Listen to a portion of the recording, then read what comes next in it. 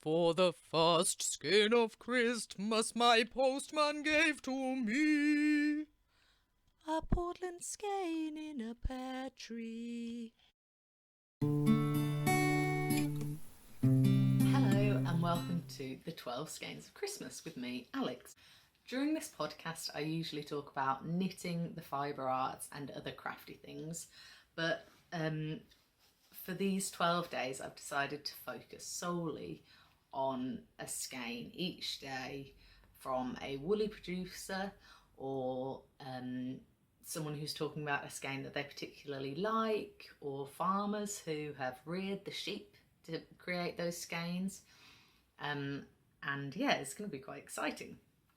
So I'll be talking about lots of skeins that I've sourced throughout the year, and I'll be showing some patterns that I've made to just show the specific qualities of the wool and what you can do with them. I mean, every fleece is different and every wool that's produced is quite different too.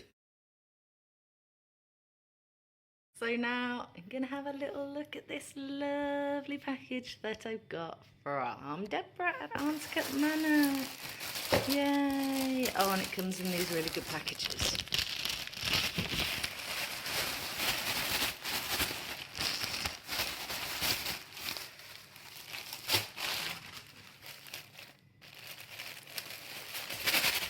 Okay, this is tricky one-handed, so just a minute. This is really well tied on. Okay.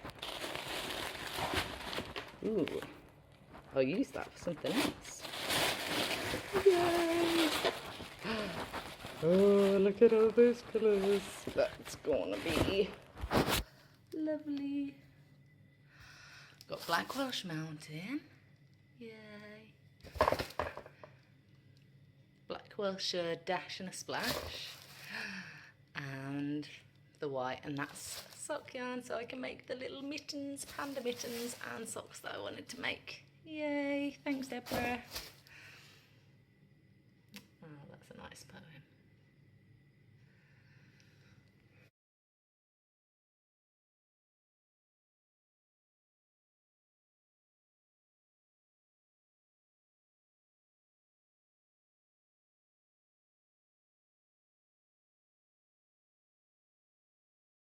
Thanks to all the people who took part in this project. So that's Deborah at Armscote Manor, who makes the Portland wool, Gala at Plawhatch Flock, who's a shepherd and organic farmer, Beth and Jonathan at Meadowbank Ushant, and they make quail's eggs and sheep, Hugh and Nick from Three Pools, who are biodynamic farmers, and Tim, my cousin, he's a brilliant chef and cooks tasty barbecue ribs. Also, Kirsty and Simon from Schillersdale Yarns, they're yarn makers and dyers. Sarah from Balnahard, and she's from Colonsay Wool Growers. And Charlie Button Yarns, sock cranker extraordinaire and yarn producer. Zoe Fletcher, or the Woolist, who's a wool researcher. Jo Sky, well that's her Instagram name, sheep farmer and photographer. Viveka and Ronnie, who are farmers at Uredale Yarns. Chris, or Witchwood Spinner on Etsy, who makes lovely wool fleece and bats, and Rawdon of ML Produce, and they make Manx Lockton yarn.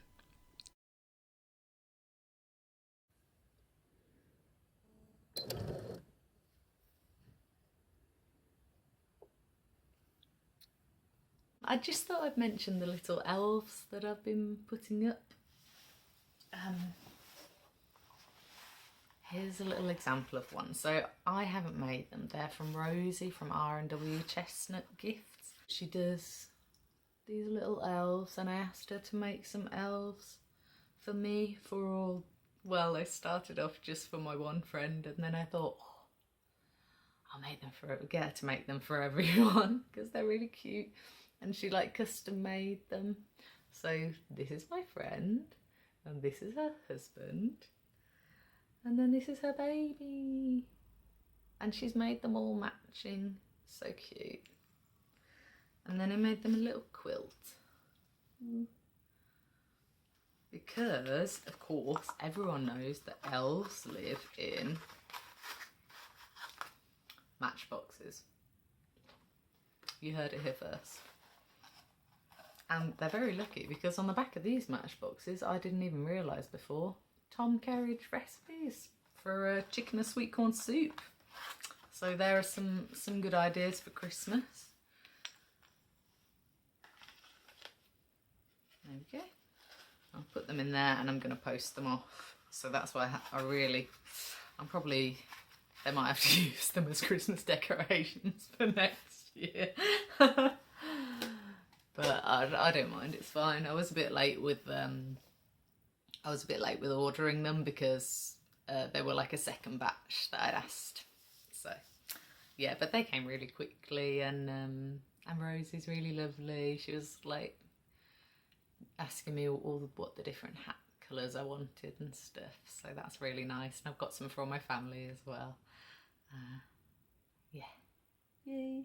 I'd really forgotten how much I missed writing and researching for my dissertation in my Arts and Project Management MA, and yeah, it's been nice to get back to doing some writing. And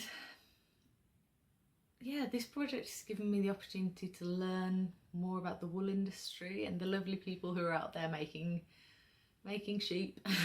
And yes, I did look through. Sorry, I'm on a swivel chair and I can't help swiveling. It's so much fun.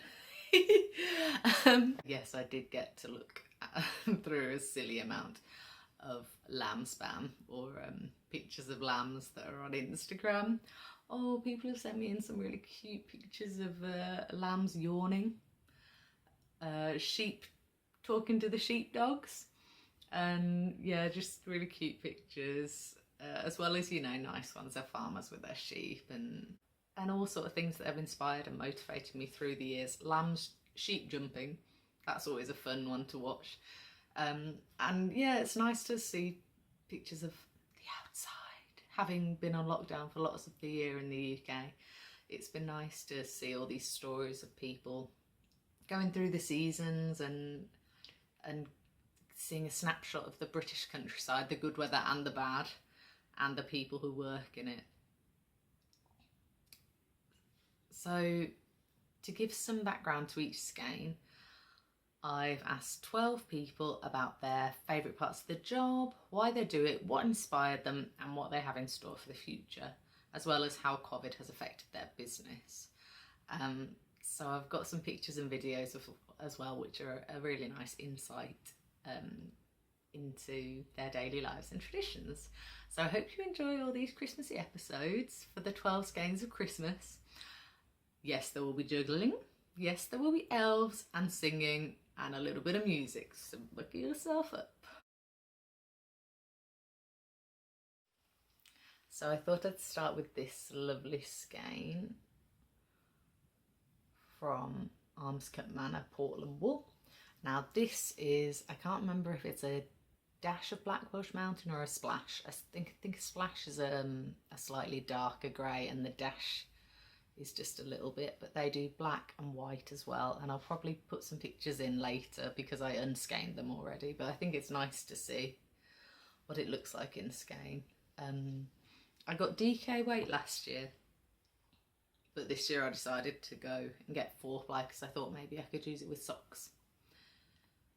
And maybe colour work, and actually it's really nice and soft, so I think I might get a little bit of drape with this. Right, yeah, so I thought I'd just talk to you a little bit about the wool. So Deborah is a lovely lady who sometimes I email about buying her wool, and she has a conservation breed in Shipston. And in the last 5 years, they've started selling DK wool because they use their Portlands, which are like, I'm going to show you some pictures later, but they're really cute. They've got little horns, and they've got sandy faces, and they're so small.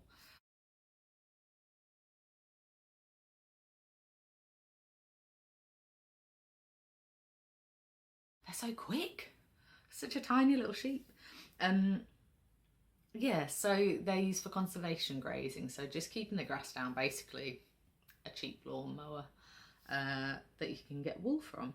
So I've asked Deborah some questions about her flock, and she told me that they have a small holding in the Cotswolds, which was built by John Halford in 1603, and he was a wool merchant, so she thought it was really nice that they'd been able to have sheep on the property again. Now, Portlands are the oldest known breed in the UK, and they were mentioned in the Domesday Book, but they originally lived on the Isle of Portland, and the only other thing that I've ever heard about Portland is that it's good for climbing, so it must be quite a rocky place, and there are salt marshes where the sheep like to graze, and apparently they're not really used for commercial sheep breeding because they only tend to lamb one. But Deborah has had some twins, but not many. But they're supposed to be really good mothers, which is nice. Yeah, and she's a member of the Campaign for Wool. So His Royal Highness Prince Charles is the patron of the Campaign for Wool, which is encouraging people to buy wool and, well, invest in the British wool industry, really. And she had some lovely patterns on her website as well.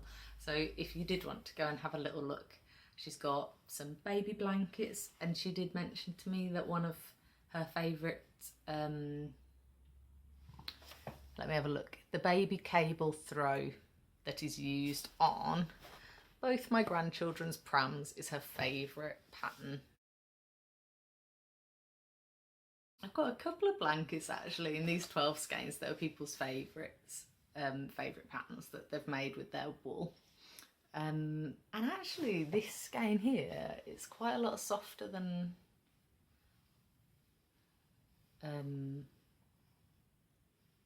yeah, I don't know, it feels softer in 4-ply.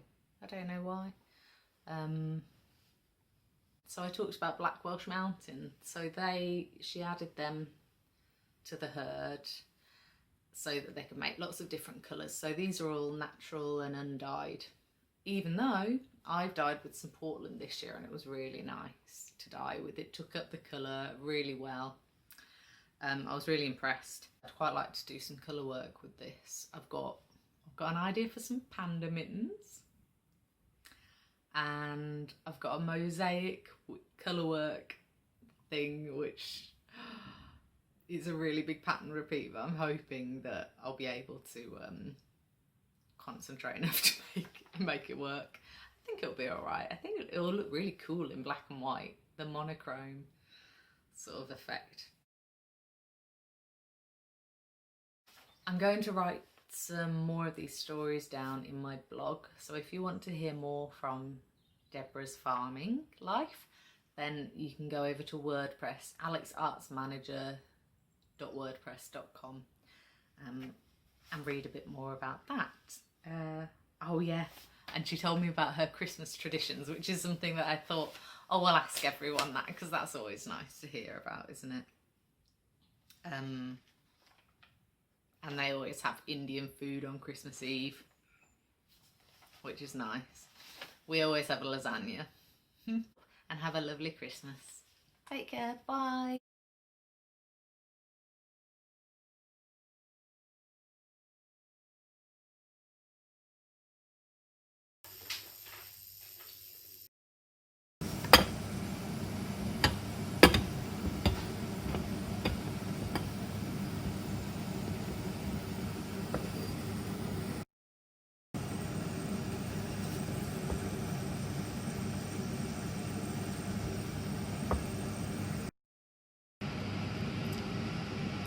Mmm.